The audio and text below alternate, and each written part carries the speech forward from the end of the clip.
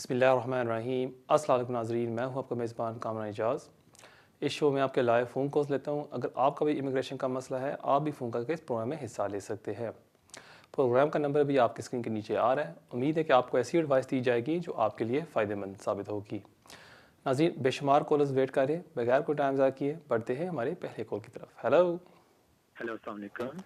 वालेकुम सलाम। मेरा सवाल है उस वीज़ा के मुतालिक कि क्या रिक्वायरमेंट है। मेरे कज़न जो है नेक्स्ट मंथ वेडिंग की शादी के लिए जा रहे हैं, तो उसके क्या डॉक्यूमेंट चाहिए होंगे।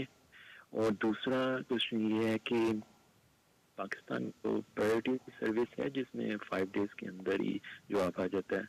और तीसरा क्वेश्चन ये है कि वो फाइनेंशियली जो है वो फुल टाइम काम करते हैं, 20,000 उनकी इनकम आ रही है, लेकिन उनको साथ TWP की तरफ से भी अलाउंस भी मिलता है। क्या वो डिक्लेयर करना लाजमी है और उसको कौन से डॉक्यूमेंट्स उसको साथ अटैच करने होंगे अगर, क्योंकि वो इनकम तो वैसे ही थ्रेश होल्ड पूरा कर रहे हैं, 20,000 है, लेकिन ये DWP की तरफ से PIP अलाउंस मिल रहा है। ठीक है, मैं देता हूँ आपके सवाल का जवाब। बहुत शुक्रिया आपके कॉल का। Thank you. जहाँ तक आपका पहला सवाल है कि कौन कौन से डॉक्यूमेंट्स लगाने होंगे, पहली चीज़ तो है मैरिज सर्टिफिकेट, और उसके साथ साथ आपने साबित करना होगा कि आप और आपकी जो नई वाइफ हैं, you are a genuine and subsisting relationship, so relationship documents. और उसके साथ साथ इनकम रिक्वायरमेंट। आपने मुझे बताया है कि आप कमा रहे हैं £20,000 और आपको मिल रहा है डिसेबिलिटी बेनिफिट मेरे ख्याल में। तो आपके पास अब ऑप्शन है कि अगर आप इनकम रिक्वायरमेंट के ऊपर अप्लाई करना चाहते हैं या अंडर द मेंटेनेंस रिक्वायरमेंट कि आप एग्जेम्प्ट हैं क्योंकि आपको डिसेबिलिटी अलाउंस मिल रहा है।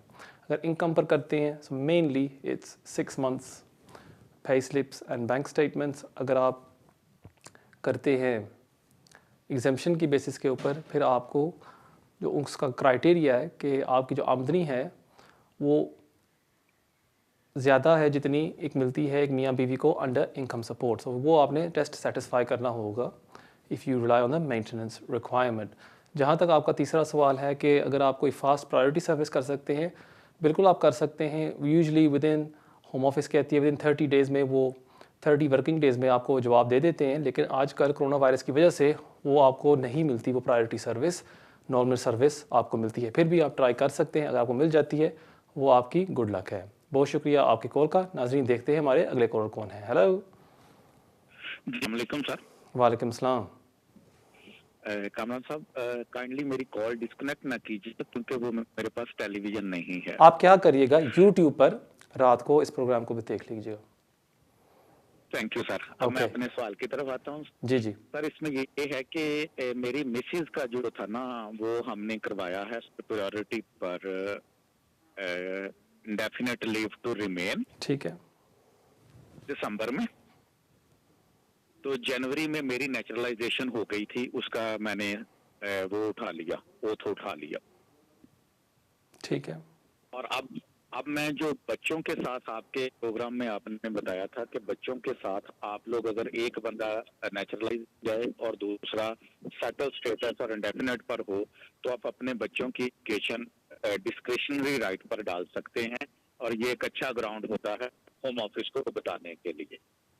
डिपेंड करता है कि तो आपके बच्चे कहाँ पैदा हुए हैं, पैदा यूके में हुए थे या पाकिस्तान में। नहीं, बच्चे पाकिस्तान में पैदा हुए थे। ठीक है, फिर इसमें प्रॉब्लम बच्चे आती है। पाकिस्तान ना में ना, पैदा हुआ थे, तो आपने कहा था कि डिस्क्रिशनरी तौर पर वो होम ऑफिस एज ए नहीं नहीं नहीं, डिस्क्रिशन मैं उसको आपको अभी अलाउ क्लियर कर करता सकता हूँ। है। अगर आपके जो जी बच्चे हैं, आपकी वाइफ जब उसको मिल जाएगा ILR, फिर भी होम जी ऑफिस की ये आर्गुमेंट होगी कि दोनों पेरेंट्स के पास नेशनलिटी नहीं है।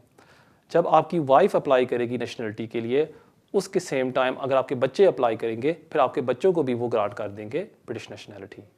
अगर आपके बच्चे अभी अप्लाई करते हैं नेशनलिटी के लिए, चाहे आपकी वाइफ को मिल जाता है indefinite leave to remain, home office की आर्गुमेंट ये होगी कि one parent only has indefinite leave to remain, they can leave the UK and live with their mother. As absurd as that may sound, home office की ये argument होगी कि नहीं, जो आपकी जो वाइफ है, क्योंकि वो उसके पास नेशनलिटी नहीं है, फिर हम बच्चों की एप्लीकेशन को भी रिफ्यूज़ कर रहे हैं। सो इसलिए मेरी आपसे ये एडवाइस होगी कि एक सलिसिटर से एक दफ़ा मिल लें जो आपको तफसील में इसके बारे में बता सके कि आपके बच्चों के लिए कौन सा बेस्ट ऑप्शन होगा। बहुत शुक्रिया आपके कॉल का। नाज़रीन, देखते हैं हमारे अगले कॉल कौन है। हेलो। अस्सलाम वालेकुम। वालेकुम सलाम।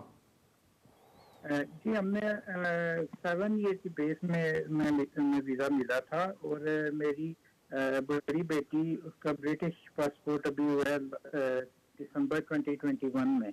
ठीक है। तो जिम्ब्रानो केस के लिए मैंने पूछना था कि उसके लिए 30th जून की नॉर्मली वो डेट थी। अभी अभी हम क्या जिम्ब्रानो में एप्लीकेशन डाल सकते हैं, क्योंकि हमारी बच्ची तो अभी ब्रिटिश हुई है, उस वक्त नहीं थी। तो उसके लिए प्लीज थोड़ा अगर एक्सप्लेन कर दें। ठीक है, आपने अपने सिस्टर से बात की है इसके बारे या नहीं? मैंने बात असल में कुछ कहते हैं कि हाँ जी आप डाल दो ऐसे ही, कुछ कहते हैं कि नहीं आप उसमें आते ही नहीं हो, तो आपसे एडवाइस आप फिर कितने सोलिसिटर्स को पास गए? आपने कहा कुछ कहते हैं डाल दो, कुछ कहते हैं ना डालो, फिर कितने सोलिसिटर्स के पास आप गए? नहीं मैंने दो से नॉर्मली पूछा, लेकिन हर एक का अपना होता है बताने का। तो आप अगर ठीक है, मैं देता हूँ आपके सवाल का जवाब। बहुत शुक्रिया आपके कॉल का। अगर आपकी बच्ची अभी ब्रिटिश हुई है और आप ज़मरानो की एप्लीकेशन डालना चाहते हैं, एप्लीकेशन अभी भी खुले हैं, आप एप्लीकेशन सबमिट कर सकते हैं अपनी बच्ची के लिए।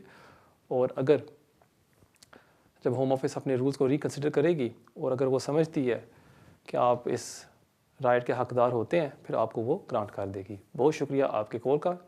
नाजरीन, एक ब्रेक का वक्त होता जाता है। जाने से पहले मैं आपको अपना ईमेल एड्रेस देता जाऊँ जो अभी आपके स्क्रीन के ऊपर आ रहा होगा, kejaz@me.com। इसके ज़रिए आप मुझे कांटेक्ट कर सकते हैं और आप मुझे मिलना चाहते हैं, आप मुझे मिल भी सकते हैं। मिलते हैं ब्रेक के बाद। नाजरीन, welcome back to immigration with Kamran. देखते हैं हमारे अगले कॉलर कौन है। हेलो। हेलो, अस्सलाम वालेकुम। वालेकुम सलाम। मेरा क्वेश्चन है, my question is, I applied my visa extension on October. Sorry, And I didn't had catch my- that. Sorry, I didn't catch that. Go again, please. Sorry, yes. Nice I and did slow. my visa application on October, Right, okay. and I had my fingerprint on 28th of October as well. Okay, And- the day of my birthday. Yeah. Right. Sorry? That's the day of my birthday, 28th October. Right. Happy birthday. So, but I haven't heard anything after that. It's been just over 4 months now. And what application did you apply for? It's for the family life. Family life, what? On the base, was it an extension, a first-time application? Exceptional 10-year route, yeah. Extension.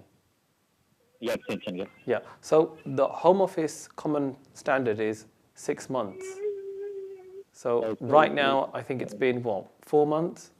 So you've got Yeah, at least another 2 or 3 months before you can start panicking or maybe send them a letter. Even then, I've got a couple of clients whose application is pending for at least 7-8 months, and we've written to the Home Office and their response has been, because of COVID-19, we're not adhering to the service standard of 6 months. Applications are taking slightly longer. So my advice to you will be, provided that you meet the requirements, provided that the application was prepared correctly, you've got nothing to worry about. It might take 6 months, it might take 8 months, it might take even 9 months, but need not worry, you will get your leave to remain. Thank you very much for your call. नाज़रीन, देखते हैं हमारे अगले collar कौन है। Hello. Hello, अस्सलाम वालेकुम sir. वालेकुम सलाम।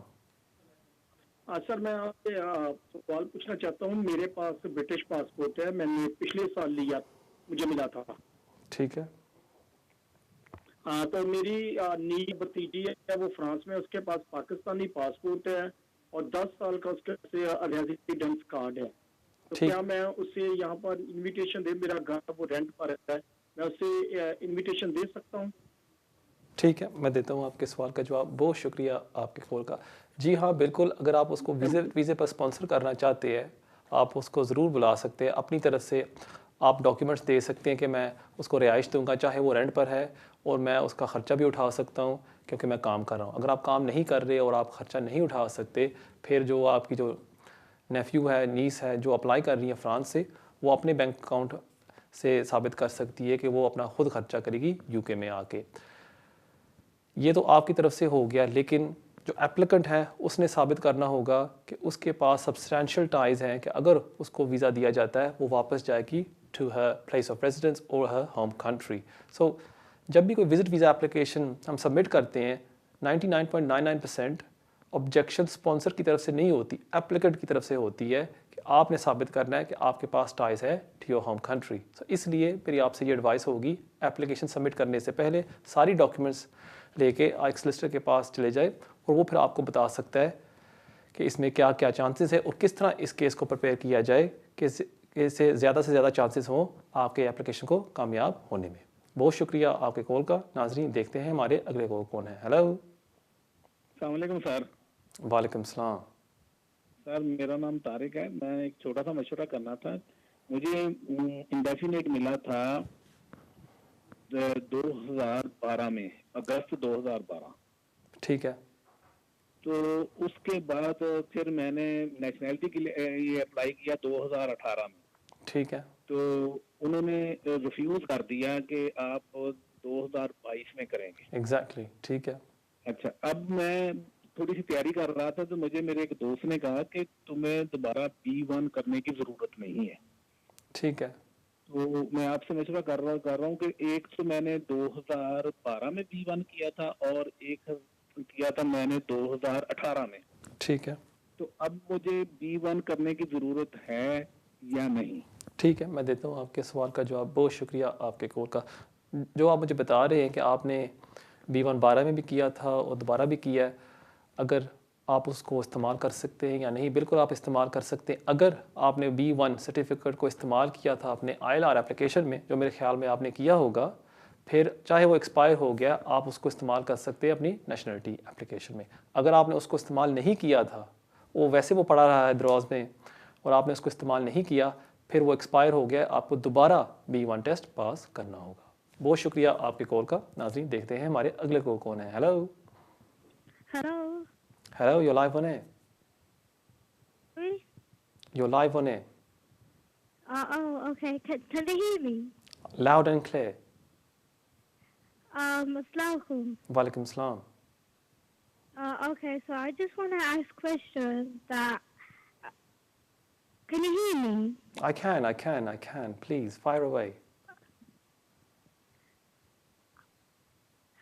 So I just want to say, my first marriage, I got divorced, and the second marriage, and I got 4 kids, and they're British, but I'm not British as a mother. Okay. And I got remarried again, but the person I had no document, and I have 2 kids. With that. That name it's not on the register, so I applied for extension, which is expires the next month. What do I have to do again? Right. Whereabouts do you live? I live in Birmingham. Okay, so let me get this clear. You've got 4 children from first marriage. They're British. You've got 2 children from your second husband, correct? Yes, 2 kids from the second husband. Right. With my second husband, I have no document that I'm married to him. That's fine. Now, let me get this clear. It's not father name on it. I understand. So let me get this clear. So you're currently on limited leave to remain. So you've got a 2.5-year visa, is that correct? Which is expiring in the next few weeks. Yeah, it expires next week. Okay. And your second husband, does he have leave to remain? Is he British or is he illegal in this country? Okay, the second husband, he's British in country. He's British and he lives with you, correct? No, he does not live with me. Okay, so your second husband doesn't live with you, you've separated, but he's British, is that right? So I live with the kids. Correct, but your second husband is British, correct? Yes. Understand. Thank you very much for your call. So you've got 4 children which are British. You've got 2 children as well who are British because their father is British. So if you've not applied for their passports, you should apply for their British passports because their father was British. They automatically acquire British nationality. Now, with regards to your extension application, because your visa is expiring in a week's time, I would advise you to submit an application as soon as possible. You can make the Home Office aware that you've got 2 additional children which you've not informed them about. That won't hinder your application in any form whatsoever. So the main thing is you've got to show to the Home Office that you are taking care of your 6 children, you're a single mother, and that you request that you be granted further leave to remain. By all means, you can contact me and I'll be more than happy to help you with your application. Thank you very much for your call. नाज़रीन देखते हैं हमारे अगले collar कौन है. Hello. Hello, अस्सलाम वालेकुम. वालेकुम सलाम. भाई, मैंने एक क्वेश्चन पूछना था कि मेरे हस्बैंड को 2012 में मिली थी पर 3 साल की. अब 2022 में उनको इंडेफिनेट भी कंप्लीट हो गया है. तो अब हमने नेट अप्लाई करनी है ये 10 साल के वक्त उसकी, ये 22 फरवरी के बाद करें कि उससे पहले भी कर सकते हैं? क्योंकि सुनने में यही आया है कि नेशनलिटी जो सी है वो 1 महीने पहले भी आप सिटीजनशिप 1 महीना पहले भी कर सकते हैं। और दूसरे ये मैंने एक चीज पूछनी थी कि लोन लिया था गाड़ी के लिए, तो वो कुछ बैंक को मिसअंडरस्टैंडिंग हो गई, उन्होंने पेमेंट नहीं काटी तो उन्होंने वो उसमें डाल दिया डिफॉल्ट में, तो उसका कोई असर तो नहीं होगा नेशनलिटी के ऊपर कि नहीं? क्योंकि हम पेमेंट मिनिमम पेमेंट दे रहे हैं उनको। मैंने ये बस आपसे क्वेश्चन पूछने थे 2। ठीक है, मैं देता हूँ आपके सवाल का जवाब। बहुत शुक्रिया आपके कॉल का। नेशनलिटी में कोई ऐसा रूल नहीं है कि 28 डेज़ पहले आप अप्लाई कर सकते हैं, लेकिन नेशनलिटी में ये रूल ज़रूर है कि जब केस वर्क आपके एप्लीकेशन कंसिडर कर रहा होता है उस डेट पर वो चेक करते हैं कि आप रिक्वायरमेंट को फुलफ़िल करते हैं या नहीं। बेस्ट चीज़ ये होगी जब उनके 10 साल पूरे हो जाएं फिर ही उस दिन आप एप्लीकेशन सबमिट करें नेशनलिटी की। जहाँ तक आपका दूसरा सवाल है, मेरे ख्याल में आपके हस्बैंड के ख़िलाफ़ एक डिफ़ॉल्ट जजमेंट है, लेकिन फिर भी आप पेमेंट्स कर रहे हैं। अगर आप पेमेंट्स कर रहे हैं फिर आपके एप्लीकेशन को वो रिफ्यूज़ नहीं करेंगे। ज़रूर आप उसको डिक्लेयर कर दीजिएगा फॉर्म में कि जी एक डिफ़ॉल्ट जजमेंट हमारे ख़िलाफ़ थी, लेकिन हमने एक एग्रीमेंट कर ली है क्रेडिटर के साथ और हम उसको पे कर रहे हैं। फिर आपकी एप्लीकेशन को वो रिफ्यूज़ नहीं करेंगे। अगर आप उसको डिक्लेयर नहीं करेंगे फिर हो सकता है आपकी नेशनलिटी एप्लीकेशन को वो रिफ्यूज़ कर दें। बहुत शुक्रिया आपके कॉल का। नाजरीन, देखते हैं हमारे अगले कॉल कौन है। Hello. Hi, good evening, sir. Good evening. Hi, can I ask one question? My spouse, 2.5 years, leave to remain, right. and because I need to ask you about when I get my indefinite, and then I got passed my life in UK on 2014. I have passed it, right. and I got the CTN Guilds B1 and A1 certificate as well. So do I need to do by the time after 2.5 years again? Do I need to do that exam again, or is it okay? So the B1 that you did, Yeah, which B1 and A1 I got from CTN Guilds. right, okay, thank you very much for your call. Provided that you done it in 2014, it should be fine if that is a B1 qualification. However, I would ask you to at least go once to a solicitor who can check the certificate, because I don't have it in front of me, but what you are saying, it seems that it is a B1 qualification which is currently accepted as a valid English test. It should be fine. However, just go once to a solicitor who can double check that is a valid English test that still the Home Office accepts. Thank you very much for your call. नाज़रीन, देखते हैं हमारे अगले collar कौन है। Hello. Hello जी, अस्सलाम वालेकुम। वालेकुम सलाम।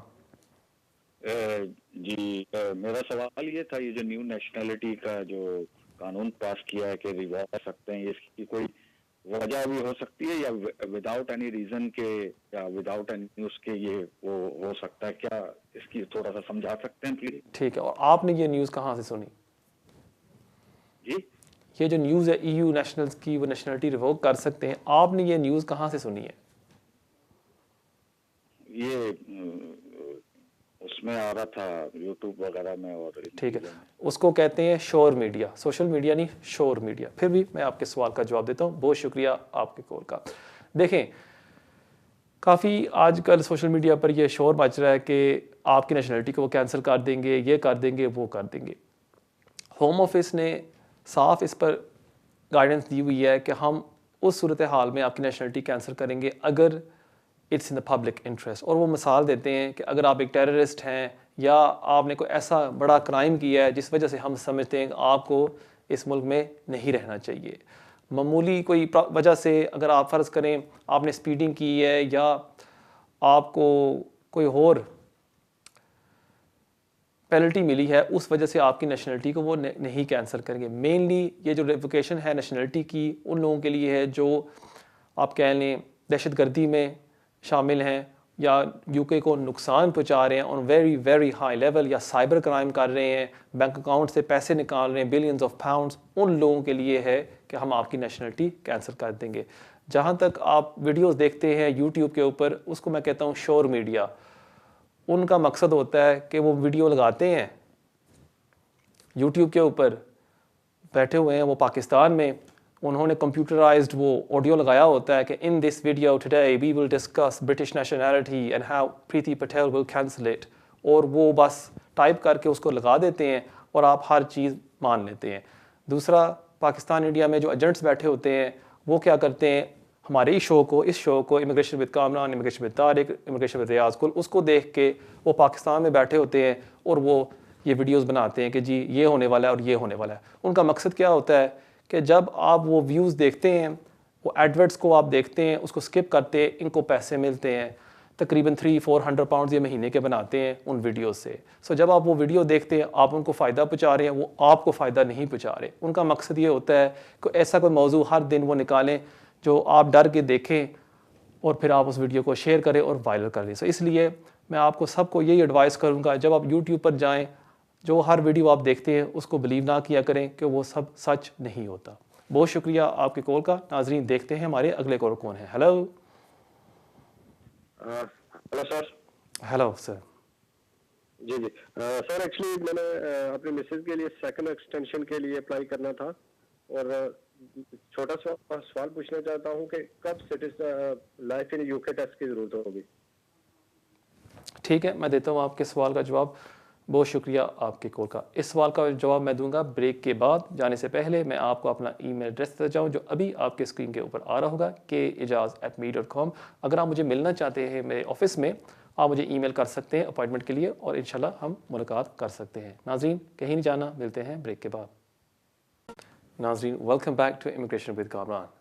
देखते हैं हमारे अगले कॉल कौन है। Hello hello hello, you live on air. Okay.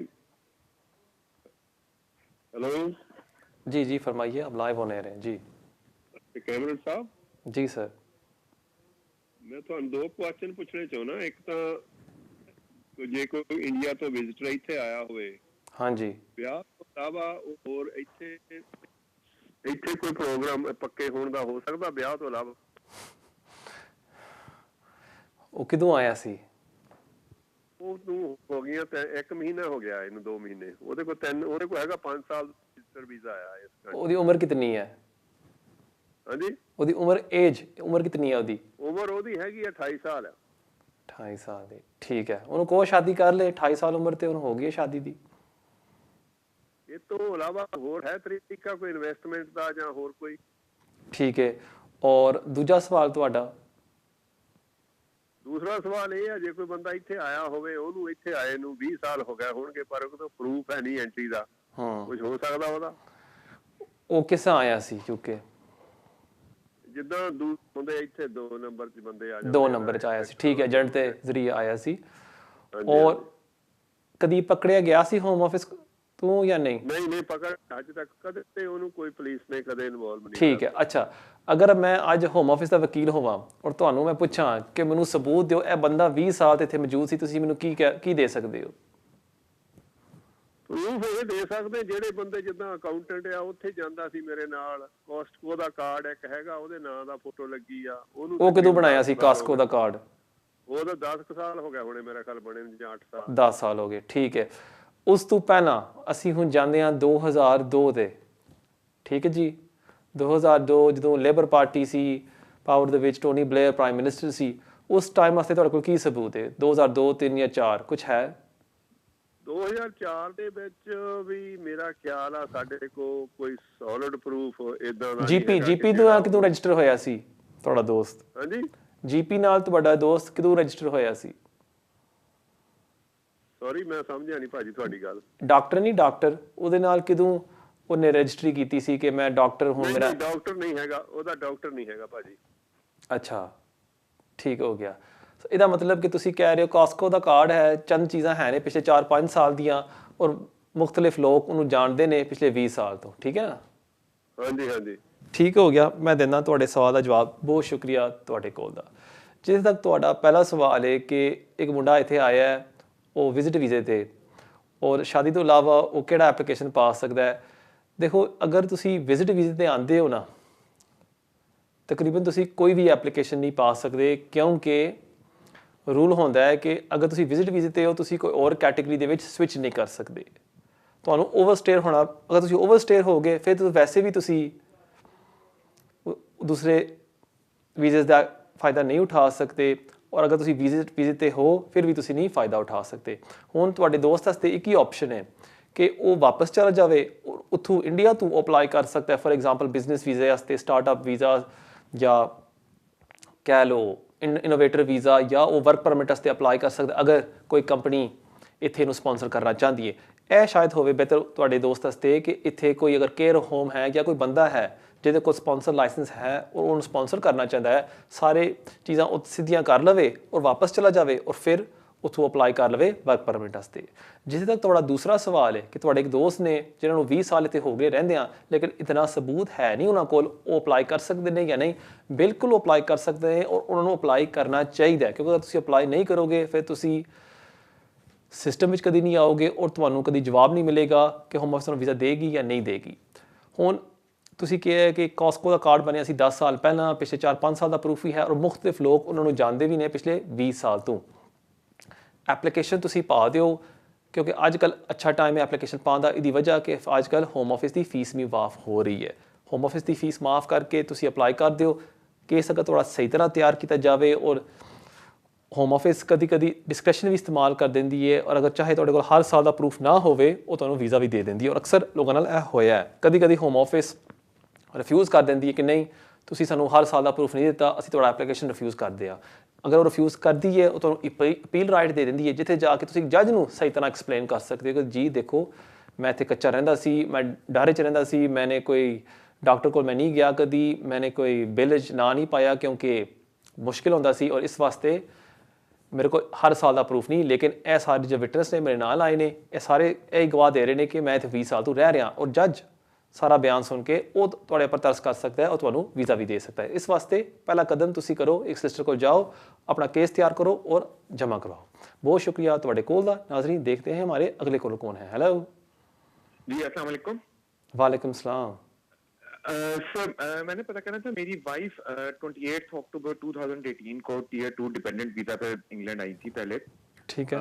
उसका जो करंट वीजा बीआरपी पे है वो एक्सपायर होगा 23 सितंबर 2023।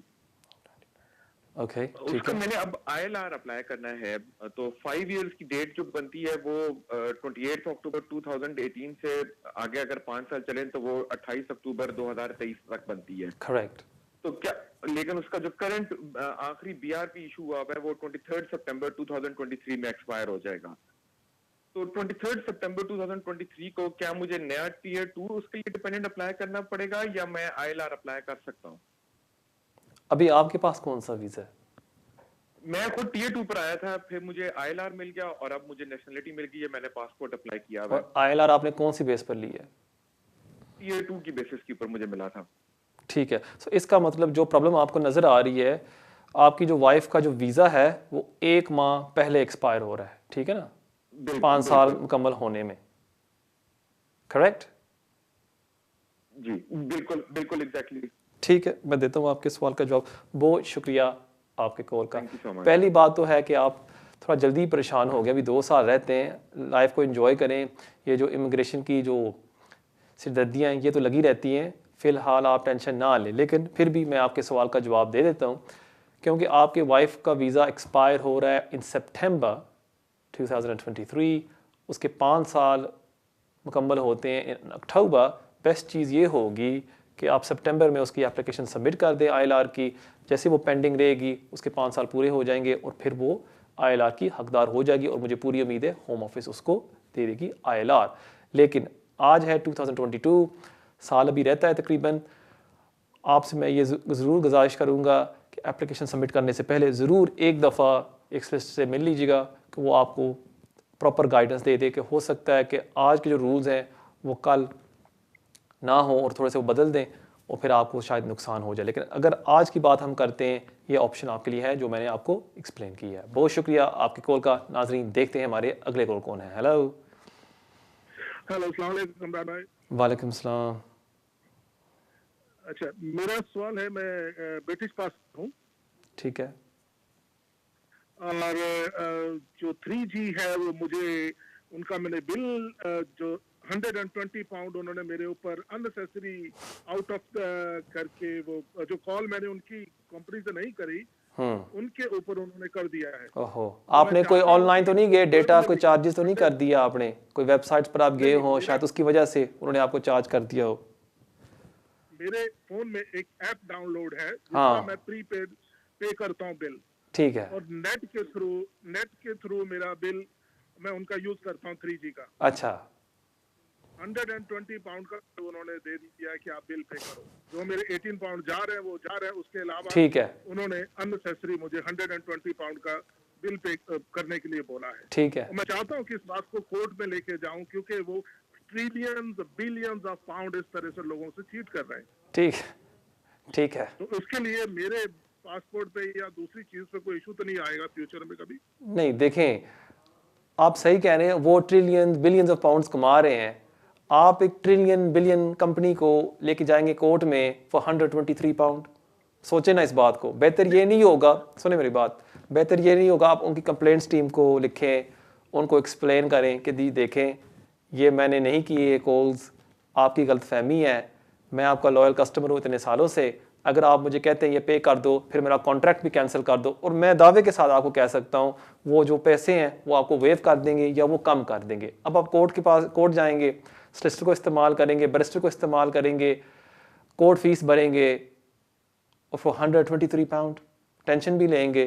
आई don't think it's worth it. मेरी आपसे एडवाइस ये होगी कि उनसे आप बातचीत करें, उनको सिचुएशन सही तरह एक्सप्लेन करें कि जी देखें ये कॉल्स मैंने नहीं किए, please let's have some common sense prevailing है and let's sort this out. I don't think court is the best course of action for you. Thank you very much for your call. नाज़रीन देखते हैं हमारे अगले call कौन है। Hello, अस्सलाम वालेकुम जी। वालेकुम सलाम। सर मेरे बेसिकली इसमें दो सवाल हैं। एक तो ये कि 2014 में मैंने स्पेनिश वाइफ के बिहाफ पे यहाँ प्री सेटलमेंट मैंने लिया। 2000 कब? ठीक है, 2000 कब? 2000 ये पिछले last year. So 2000 and what? 2021, correct? 2020, yes. तो वो 2 साल हो गए से। तकरीबन 1.5 साल के करीब। ठीक है, 2020, ठीक है।